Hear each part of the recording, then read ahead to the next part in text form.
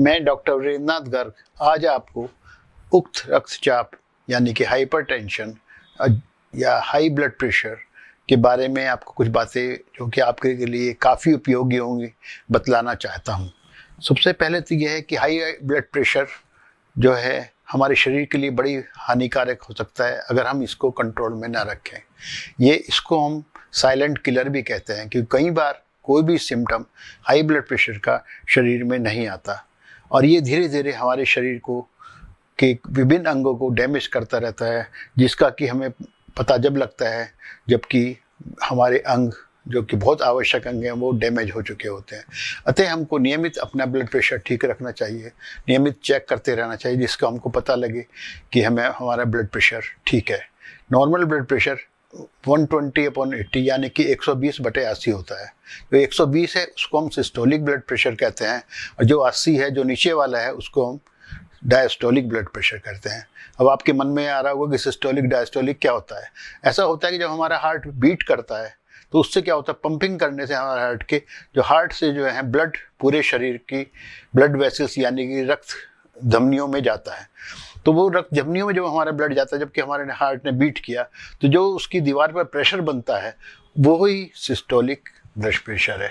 Diastolic blood pressure क्या होता है, जैसे कि हार्ट ने पंप किया फिर रिलैक्स हो गया, फिर पंप किया फिर रिलैक्स हो गया। तो जो एक बार पंप करने में और दूसरी बार पंप करने के बीच में जो समय होता है उसमें जो दबाव होता है ब्लड प्रेशर का दीवार हमारी जो ब्लड वेसल्स की दीवारों का, उसको हम डायस्टोलिक ब्लड प्रेशर कहते हैं। इस तरह से 120/80 नॉर्मल ब्लड प्रेशर है और 140/90 होने पर हमको इसका निदान अवश्य करना चाहिए, सोचना कि नहीं करना चाहिए। और 120/80 और 140/90 के बीच की जो स्थिति है, अगर आपका ब्लड प्रेशर इसके बीच में है तो यानी कि आप प्री हाइपरटेंसिव हैं। आपको सजग रहने की आवश्यकता है, नियमित ब्लड प्रेशर चेक कराने की आवश्यकता है। अगर ब्लड प्रेशर बढ़ता है तो उसका निदान करने की आवश्यकता है। अधिकतर कॉज हमारे खुद के बनाए हुए हैं। अब से 50-60 साल पहले ब्लड प्रेशर के पेशेंट बहुत कम थे और आज के समय में भारतवर्ष में दुनिया में पॉपुलेशन रेशियो के हिसाब से लगभग सबसे ज़्यादा ब्लड प्रेशर के मरीज हैं और सबसे ज़्यादा इससे हुई कॉम्प्लिकेशंस के मरीज हैं, क्योंकि हम जो हैं ब्लड प्रेशर को बहुत अंदाज से बहुत ही बुरे उससे लेते हैं, साधारण अंदाज से लेते हैं, समझते हैं कि ये नुकसान ही नहीं करेगा, जबकि ये बहुत नुकसान करता है। दूसरी एक गलती हम ये करते हैं कि जैसे हमारा ब्लड प्रेशर हाई हुआ और किसी डॉक्टर ने आपको दवाई बताई, आपने दवाई शुरू करी, ब्लड प्रेशर आप घर पे चेक कर रहे हैं, नॉर्मल होते ही आप दवाई छोड़ देते हैं। ये कोई बुखार नहीं है, ये कोई डायरिया नहीं है, ये कोई खांसी नहीं है कि दवाई ठीक होने के बाद आप उसको दवाई को रोक दें। ये क्योंकि कंट्रोल होता है, क्योर नहीं होता।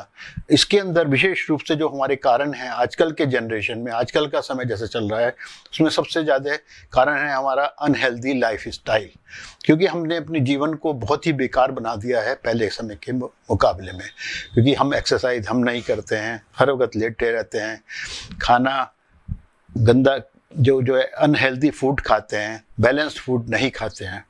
तो उससे क्या होता है कि हमारा वेट भी बढ़ जाता है, हमारी जो है हार्ट से जो निकली हुई नलियाँ हैं जिससे कि ब्लड जाता है वो सक्रिय हो जाती हैं और उसके अंदर फैट जमा हो जाता है जिसको कि एथेरोस्क्लेरोसिस कहते हैं। और उससे हमारे पूरे शरीर को ना तो ऑक्सीजन मिलती है ना फूड मिलता है और धीरे धीरे वो सारे ऑर्गन्स को डैमेज करता रहता है। इसके अलावा हम बहुत फैटी फूड, फास्ट फूड की तरफ जाने लगे हैं, होटल्स में बहुत खाना खाने लगे हैं और उसके बाद आराम ही करते रहते हैं, घूमता नहीं चाहते हैं, तो उससे भी हमारा ब्लड प्रेशर बढ़ता है। इसके अतिरिक्त जो और बहुत से कारण हैं उनमें है कोई एक्सरसाइज ना करना, अल्कोहल का ज़्यादा सेवन, स्मोकिंग का सेवन और एक जो आजकल नया सबसे बड़ा कारण है वो एंग्जाइटी। हर व्यक्ति तनाव में है, बिना कारण तनाव में, टेंस विदाउट टेंशन, यानी कि टेंशन नहीं है फिर भी तनाव में रहता है। इससे भी जो है ब्लड प्रेशर हमारा काफ़ी बढ़ता है। इस चीज़ को भी हमें कंट्रोल करना चाहिए।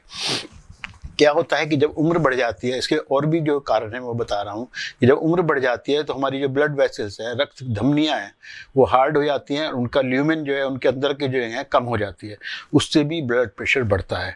इसके अलावा एक और कारण है फैमिली हिस्ट्री का, जो जेनेटिक कहलाता है, यानी कि आपके परिवार में अगर फर्स्ट जनरेशन या सेकंड जनरेशन आपसे पहले में बीपी के मरीज रहे हैं तो आपको सजग रहना बहुत ज़रूरत है, क्योंकि ये फैमिली हिस्ट्री भी होती है, जनरेशन टू जनरेशन चलती है बीपी की दवाई। तो ऐसे केसेस में भी आपको सजग रहना चाहिए। और इसके अलावा सोडियम का इंटेक हमें बहुत कम करना चाहिए, नमक हमें कम से कम खाना चाहिए, कि नमक सबसे बड़ा कारण है ब्लड प्रेशर बढ़ाने का। तो केवल यही नहीं, जैसे कि अब दही है, सैलड है, फ्रूट्स हैं, इसमें नमक बिल्कुल इस्तेमाल ना करें, खाने में भी कम से कम नमक डालें। अगर आपको नमक कम लग रहा है तो आप नींबू डाल सकते हैं दाल सब्जी में अपनी, तो आपको नमक कम नहीं लगेगा, उससे भी नमक की मात्रा कम आपके शरीर में जाएगी और बीपी बढ़ने के चांसेस कम हो जाएंगे। इसके अतिरिक्त दूसरी चीज़ ये है कि लेस पोटेशियम। पोटेशियम हमारे शरीर के लिए बहुत आवश्यक एलिमेंट है, इसको हम कम इस्तेमाल करते हैं। पोटेशियम की सोर्स में बनाना, केला है, ऑरेंज है, मौसमी है, पोटैटो है, स्वीट पोटैटो है, ये सब चीज़ें, बीन्स हैं, लेटिन्स हैं, कुकुम्बर यानी खीरा है, ये सब चीज़ें ऐसी हैं जो पोटेशियम मिलता है, तो हमें इनको भी प्रचुर मात्रा में लेना चाहिए। हमारी डाइट पूरी बैलेंस्ड होनी चाहिए, यानी कि हमको संतुलित आहार खाना चाहिए। ये नहीं कि जो मन में आया, जो इच्छा करी वो खा लिया है, जो अवेलेबल है वो खा लिया। संतुलित आहार खाएंगे तो जितने भी गुड इंग्रेडिएंट्स है बॉडी के लिए वो सब मिलेंगे प्रचुर मात्रा में, और हम केवल बीपी नहीं और भी बहुत सी बीमारियों से बचते रहेंगे। वैसे तो इस क्लियर कट सिम्टम इसके कुछ होते नहीं हैं, कहीं पता ही नहीं लगता, मरीज को अचानक पता लगता है कि मेरा बीपी हाई है, इसलिए इसको साइलेंट किलर भी कहते हैं। परंतु फिर भी कुछ केसेस में सुबह के टाइम उठने पे सिर दर्द होना, जी मिचलाना, थके थके रहना, ये भी इसका एक सिम्टम है। तो वैसे तो मैंने जैसा आपको बताया, रेगुलर चाहे आप स्वस्थ हो तब भी, चाहे नॉर्मल आ रहा हो तब भी आप नियमित बीपी चेक कराते रहिए। इसके अतिरिक्त एक और भी चीज़ है जिसे ABMP कहते हैं, इसको एम्बुलेटरी ब्लड प्रेशर मॉनिटरिंग, यानी कि 24 घंटे के लिए आपके लिए एक बीपी की मशीन लग जाती है। उससे अगर आप हाइपरटेंशन मरीज हैं तो अपने डॉक्टर से संपर्क करके इसका अरेंजमेंट कर सकते हैं कि 24 घंटे का आपको आइडिया हो जाएगा कि 24 घंटे में कितना बीपी रहा है। और बीपी को देखने के लिए जिस मशीन को हम यूज़ करते हैं उसको स्फिग्नोमीटर कहते हैं। हमारे पास तो मरकरी का होगा या एनरॉयड होगा, परंतु डिजिटल अच्छी क्वालिटी का अगर डिजिटल आप घर में रखेंगे तो भी आप अपना बीपी रेगुलर चेक कर सकते हैं। उसके अंदर 2-3 चीज़ों का आपको ध्यान रखना पड़ेगा। एक तो यह है कि उससे पहले आप कोई कैफीन जैसा पिए ना पिएँ, कोई और चीज़ खाना वाना ना खाएं तुरंत, कोई दौड़ लगा के या एक्सरसाइज करके ना आएँ, थोड़ा रिलैक्स रहें और 5 मिनट बिल्कुल रिलैक्स होकर बैठें। उसके बाद आप जो हैं हाथ को जो है कमर पीछे, जैसे मैं बैठा हूँ कुर्सी में वैसे बैठें और हाथ को ऐसी किसी टेबल पर रख लें, तब बीपी चेक कराएं और नियमित एक समय निश्चित कर लें, उस पर बीपी चेक कराएं। उससे आपको आइडिया हो जाएगा कि आपका बीपी कितना रहता है। और जब भी अगर आप हाइपरटेंसिव हैं और बीपी चेक करते हैं तो उसका एक चार्टिंग जरूर कर लें, चार्ट बनाते रहें। जब भी अपने डॉक्टर के पास जाएँ तो उस चार्ट को अवश्य ले जाएँ।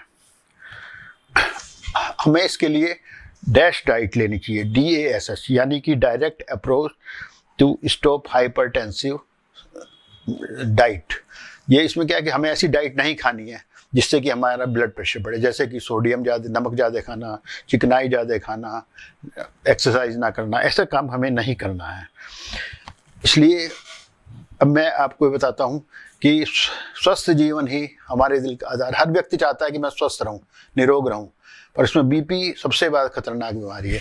इससे जो बीमारियाँ हो सकती हैं शरीर में, इसको हम दीमक के रूप में भी ले सकते हैं। कि जैसे दीमक आपके यहाँ किसी फर्नीचर में या लकड़ी के किसी सामान में लगी, अगर आपने इसकी शुरू में रोकथाम नहीं की तो ये आपके पूरे फर्नीचर को, पूरी लकड़ी के सामान को नष्ट कर देता है।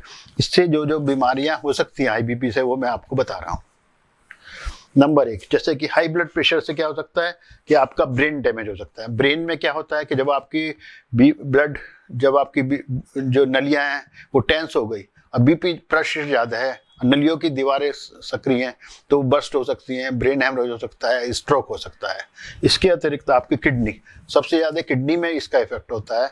इसको हम कहते हैं नेफ्राइटिस, यानी कि किडनी की बीमारी, जिसमें कि हमारा किडनी डैमेज होने लगती है, कम काम करने लगती है और अंततः अगर हम इसको रोकथाम नहीं करें तो हमको डायलिसिस की ओर जाना पड़ता है। तीसरा है हार्ट, मेन चीज हार्ट पे। हार्ट के अंदर कई कारण हो सकती है, हार्ट फेलियर हो सकता है, बीपी अगर रेगुलर हाई रहेगा, एंजाइना हो सकता है शुरू में, हार्ट स्ट्रोक हो सकता है, MI यानी कि हार्ट फेलियर हो सकता है। इसलिए यही नहीं, ये तो मैंने इसके अतिरिक्त आंखों पर प्रभाव पड़ता है। मैंने काफ़ी मरीज देखे हैं जिन्होंने कि अपने बीपी को कंट्रोल में रखा और वो अंततः अंधे तक हो गए। इसलिए हमें इसका, ये तो मैंने कुल 4-5 ऑर्गन्स में बताया, परंतु ये सिर के बाल से लेके पैर के नाखून तक सारे उसको चाट जाता है। इसलिए आपको अपने बीपी को कंट्रोल रखना बहुत जरूरी है। हर व्यक्ति चाहता है कि मैं स्वस्थ रहूं। अगर आपका बीपी कंट्रोल रहेगा, आप नियमित एक्सरसाइज करेंगे। नियमित एक्सरसाइज करने के अंदर मैं आपको एडवाइस दे रहा हूं कि वॉकिंग करिए, यंग हैं तो जॉगिंग करिए, एरोबिक एक्सरसाइज करिए। वो जो कुछ एजेड लोग जाते हैं वॉकिंग दोनों टाइम करें। डाइट को अपने रखें सही, फैट ना खाएं, साबुत दालें खाएं और सैलड और फ्रूट्स ज़्यादा खाएं और सारी बैलेंस डाइट होनी चाहिए, जैसे बीन्स भी हो, ग्रीन वेजिटेबल्स भी, हर चीज़ हो उसके अंदर, जिससे कि आपकी बैलेंस डाइट से आपका बीपी भी सही रहे और बीमारी भी कोई ना आए।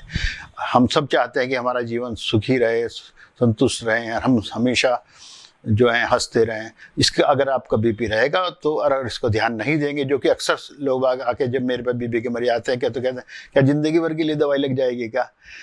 चाट पकौड़े खा लेंगे, रेस्टोरेंट में खाना खा लेंगे, घर में खूब तला भुना खा लेंगे, तब नहीं सोचते कि नुकसान देगा। एक छोटी सी गोली से वो सोचते हैं कि मेरा नुकसान हो रहा है, जबकि ये उल्टा है। ये सब चीज़ें नुकसान देती हैं, वो छोटी सी गोली नुकसान नहीं देती।